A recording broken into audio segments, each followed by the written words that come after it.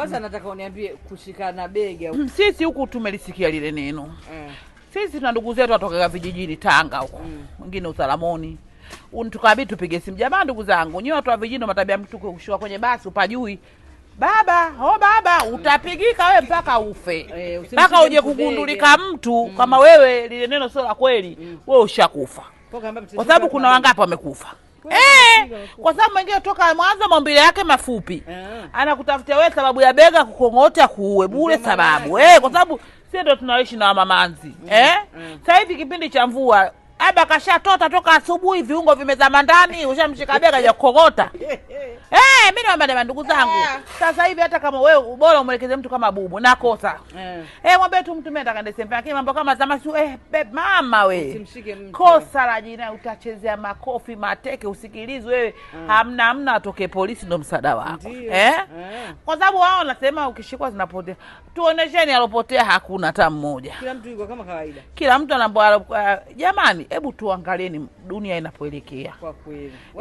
Watu kama mnakumbuka zikuja za popo bawa. Popo bawa. Sisi waume zetu wamelalia mbingu mpaka ile neno lipokufa. Kulalia mbingu ndo kufanya. Wanaangalia juu makalio na mpaka magodoro amechora kaa watu kwenye makalio kaa vishimo.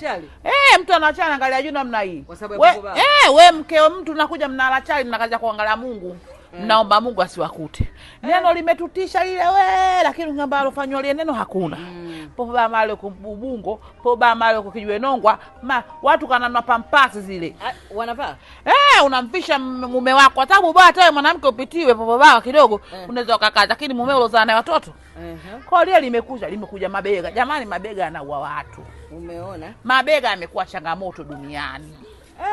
Bega hata sasa hivi wanaanza kupiga hadi wanawake. Wanapiga wanawake? Nimesikia juzi mwanamke anayekakokala mkongoto. Kamshika mtu bega? Akapigwa? Tena hizo kwenye kwa sababu dada ndo tushazoea kubanana jamani. Ndio. Dada la kosa jina kwa hata kumita konda chenji yangu kosa. Kwa nini umenishika bega? Kanishika bega.